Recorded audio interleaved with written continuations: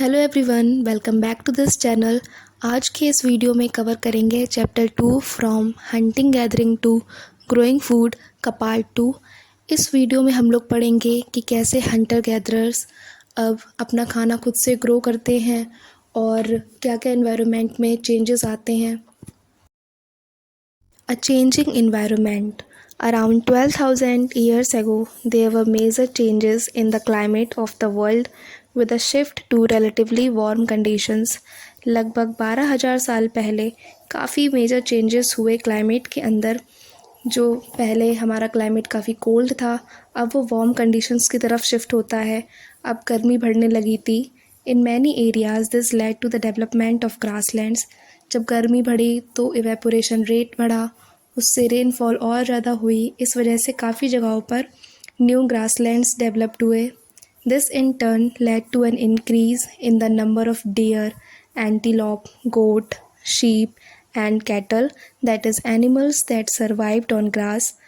जो animals grass पर survive कर सकते हैं उनकी नंबर में काफ़ी इंक्रीमेंट हुआ, जैसे कि डियर, एंटीलोप एंटीलोप को हिंदी में मृग कहते हैं। इनके सींग डियर से काफ़ी अलग होते हैं। Those who hunted these animals now followed them, learning about their food habits and their breeding seasons. अब जो लोग उन एनिमल्स को हंट किया करते थे, अब वो उनको फॉलो करते हैं, उनकी फूड हैबिट्स के बारे में सीख रहे थे और वो जान रहे थे उनके ब्रीडिंग सीजन्स के बारे में। It is likely that this helped people to start thinking about herding and rearing these animals. इससे उन्हें काफ़ी मदद मिल रही थी इस बारे में सोचने के लिए कि अब वो उन जानवरों को पाल सकते हैं और उनकी देख रेख रख सकते हैं। Phishing also became important. इसके साथ साथ फ़िशिंग भी इम्पॉर्टेंट होती जा रही थी। The beginning of farming and herding. अब शुरुआत होती है खेती बाड़ी और पशुपालन की। This was also a time when several grain bearing grasses including wheat, barley and rice grew naturally in different parts of the subcontinent.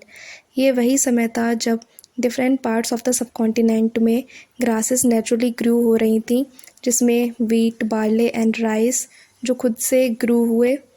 Men, women and children probably collected these grains as food and learned where they grew and when they ripened. Men, women, children इन सभी को collect कर रहे थे as a food और उस बारे में जान रहे थे कि ये कहाँ पर ग्रो होते हैं और किस समय पर ये पकते हैं। This may have led them to think about growing plants on their own. इससे उन्हें काफ़ी मदद मिली इन प्लांट्स को ग्रो करने के लिए। In this way people became farmers. इस तरीके से वो लोग फार्मर्स बने। People could also attract and then tame animals by leaving food for them near their shelters. लोग अपने घरों के पास कुछ खाने पीने का सामान छोड़ दिया करते थे, जिससे कुछ एनिमल्स अट्रैक्ट होकर वहाँ पर आते थे और उसको खाते थे और उनके वो पालतू हो जाया करते थे। The first animal to be tamed was the wild ancestor of the dog. पहला जानवर जिसको पाला गया वो था wild ancestor of the dog. Dog का जंगली पूर्वज था। Later, people encouraged animals that were relatively gentle to come near the camps where they lived. फिर लोगों ने उन एनिमल्स को इनक्रेज करना शुरू कर दिया जो काफ़ी जेंटल थे, काफ़ी नरम स्वभाव के थे animal. These animals such as sheep, goat, cattle and also the pig lived in herds and most of them ate grass. जो एनिमल्स ज़्यादातर घास खाया करते थे, जैसे कि गोट, कैटल और शीप, इनको लोगों ने पालतू बनाना शुरू कर दिया था। Often people protected these animals from attacks by other wild animals. This is how they became herders. लोगों ने उन एनिमल्स को प्रोटेक्शन प्रोवाइड की, उनको दूसरे जानवरों से बचाने लगे थे। इस तरीके से वो लोग हर्डर्स बने, पशुपालक बने। इसमें एक क्वेश्चन पूछा गया है, can you think of any reasons why the dog was perhaps the first animal to be tamed. ऐसे क्या कारण हो सकते हैं जिस वजह से डॉग को ही पहला पालतू जानवर बनाया गया। इसके काफ़ी कारण हो सकते हैं, जैसे कि डॉग का साइज़ स्मॉल होता है, इस वजह से उसको ईज़िली घरों में रख सकते थे और ये काफ़ी इंटेलिजेंट होते हैं as compare to other domestication domestication एक ऐसी प्रोसेस होती है जिसमें लोग प्लांट्स और एनिमल्स की देख रेख करते हैं। प्लांट्स को वो लोग ग्रो करते हैं, उनको समय पर पानी देते हैं। इसी तरीके से वो लोग एनिमल्स की भी देख रेख करते हैं, उनको समय पर खाना देते हैं, उनको बाहर घास चराने लेकर जाते हैं। इस पूरी प्रोसेस को डोमेस्टिकेशन कहते हैं। इससे काफ़ी डिफरेंस क्रिएट होता है जो वाइल्ड एनिमल और प्लांट्स हैं और जो डोमेस्टिकेटेड एनिमल्स और प्लांट्स होते हैं, उन दोनों में काफ़ी डिफरेंस देखने को मिलता है। इसमें एक इमेज दी गई है जिसमें एक साइड स्मॉलर टीथ हैं और दूसरी तरफ लार्जर टीथ हैं। जो स्मॉलर वाले हैं वो हैं डोमेस्टिकेटेड एनिमल के और जो लार्जर वाले हैं वो हैं वाइल्ड एनिमल के। तो काफ़ी डिफरेंस देखने को मिल रहा है यहाँ पर। Domestication was a gradual process that took place in many parts of the world. Domestication काफ़ी स्लो प्रोसेस है, वो एक दिन में नहीं होती, उसको काफ़ी समय लगता है और ये काफ़ी जगह पर हो रही है पूरे वर्ल्ड में। It began about 12,000 years ago. इसकी शुरुआत आज से लगभग 12,000 साल पहले हुई थी।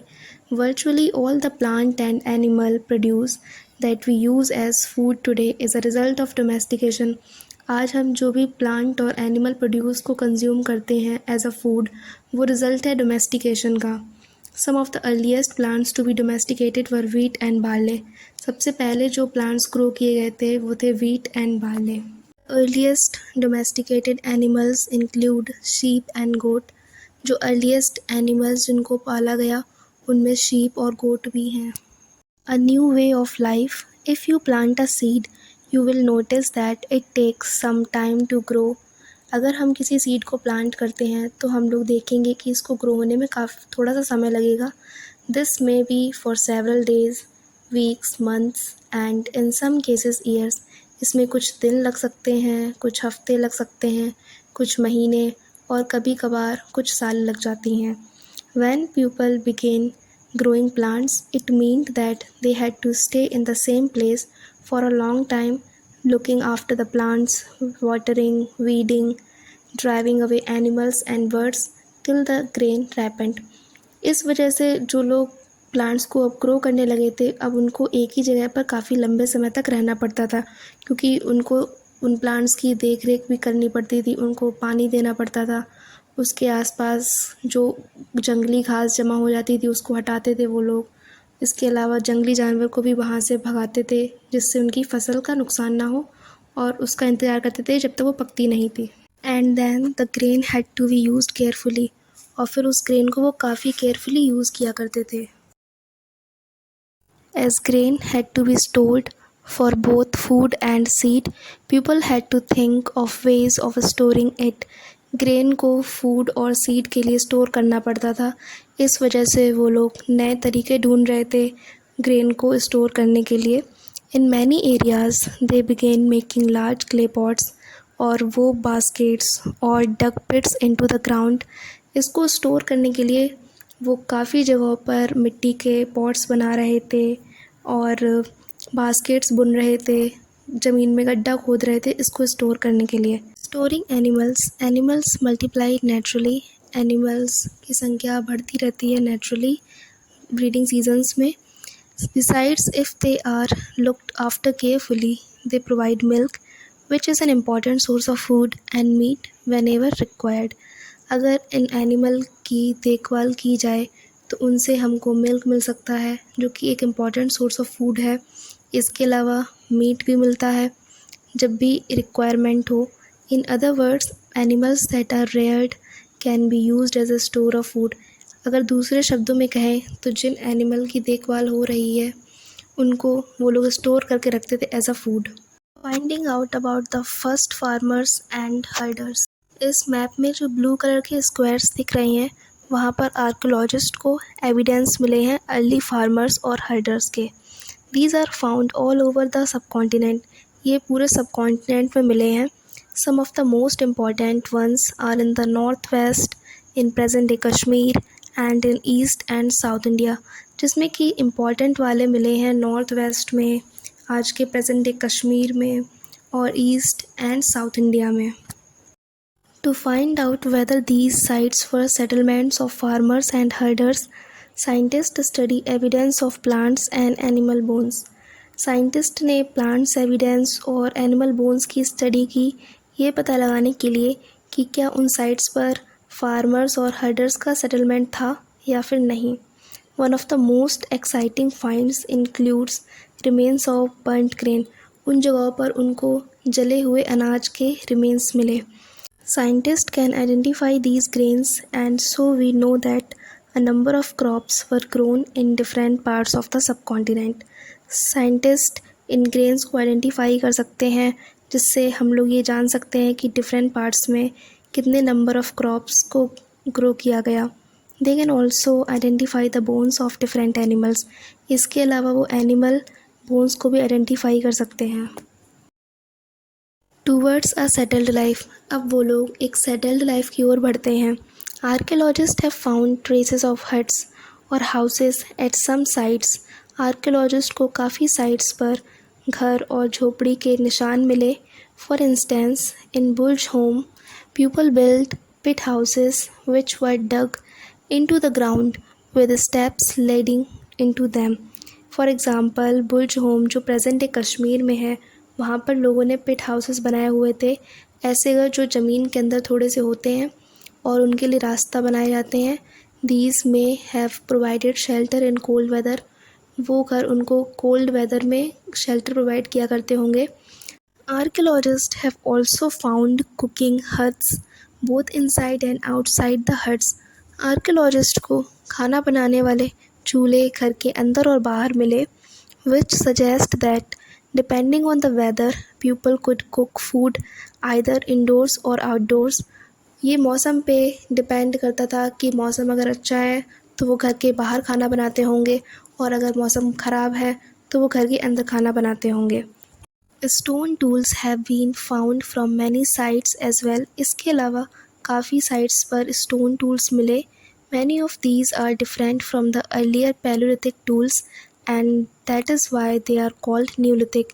जो पैलोलिथिक टूल्स थे ओल्ड स्टोन, उनसे काफ़ी डिफरेंट थे neolithic new stone tools. These include tools that were polished to give a fine cutting edge, and mortars and pestles used for grinding grain and other plant produce. इनमें ऐसे tools include थे जिनको polish किया गया था, जिससे उनकी किनारी काफ़ी पैनी हो गई थी, and Motors and pastels used for grinding grain, और जो मोटर्स ओखली और ऐसे पत्थर के टूल्स जिससे वो लोग ग्रेन की ग्राइंडिंग किया करते थे। Mortars and pestles are used for grinding grain even today, several thousand years later. इतने हज़ारों साल बाद भी आज के समय भी इन मोटर्स और पेस्टल का यूज़ होता है ग्रेन को ग्राइंड करने के लिए। At the same time, tools of the Paleolithic types continued to be made and used, and remember, some tools were also made of bone. इसके अलावा पैलोलिथिक टाइप्स के जो टूल्स थे उनको भी कंटिन्यू में रखा गया, उनको बनाते थे वो लोग और उनका इस्तेमाल किया करते थे। इसके अलावा वो लोग बोन के भी टूल्स बनाया करते थे। इस इमेज में जो टूल्स दिखाई दे रहे हैं वो न्यू स्टोन टूल्स हैं। इनकी किनारी काफ़ी शार्प होती थी, जिससे काफ़ी हेल्प मिलती थी उन लोगों को हंटिंग और फिशिंग में। Many kinds of earthen pots have also been found. कई प्रकार के मिट्टी के बर्तन भी वहाँ पर मिले। These were sometimes decorated and were used for storing things. कभी कभार उनको डेकोरेट किया करते थे एंड उनको चीज़ों को स्टोर करने के लिए भी इस्तेमाल किया करते थे।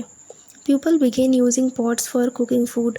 उन लोगों ने उन पॉट्स का कुकिंग के लिए भी इस्तेमाल करना शुरू कर दिया था, specially grains like rice, wheat and lentils. चावल पकाने के लिए, गेहूँ और दाल पकाने के लिए उसका इस्तेमाल करने लगे थे वो लोग। That now became an important part of the diet. अब वो उनकी डाइट का काफ़ी इम्पॉर्टेंट पार्ट बन गया था। Besides they began weaving cloth using different kinds of material, for example cotton that could now be grown. इसके अलावा उन लोगों ने कपड़े बुनना भी शुरू कर दिया था। वो different kinds of material use किया करते थे, जिसमें कॉटन का भी वो लोग इस्तेमाल किया करते थे, क्योंकि कॉटन की भी खेती अब होने लगी थी। Did things change everywhere and all at once? क्या ये सारे चेंजेस सभी जगहों पर एक साथ हो गए थे? नॉट क्वाइट, ऐसा नहीं है, इतनी जल्दी नहीं हुए थे। इन many areas man and women still continued to hunt and gather food, and elsewhere people adopted farming and herding slowly over several thousand years. अभी भी कई जगहों पर वुमेन और मैन हंटिंग और फूड को गैदर किया करते थे। इसके अलावा काफ़ी हज़ार साल लग गए उनको फार्मिंग और हर्डिंग को अडॉप्ट करने में। Besides, in some cases, people tried to combine these activities, doing different things during different seasons. इसके अलावा लोग सभी काम किया करते थे, वो हंटिंग भी किया करते थे और फूड को गैदर भी करते थे, अब फार्मिंग भी कर रहे थे। डिफरेंट सीज़न में वो डिफरेंट काम भी किया करते थे। A closer look living and dying in Mehrgarh. Mehrgarh present day Pakistan में है। This site is located in a fertile plain near the Bolan Pass, which is one of the most important routes into Iran. ये जो site है वो located है fertile plain में पाकिस्तान के।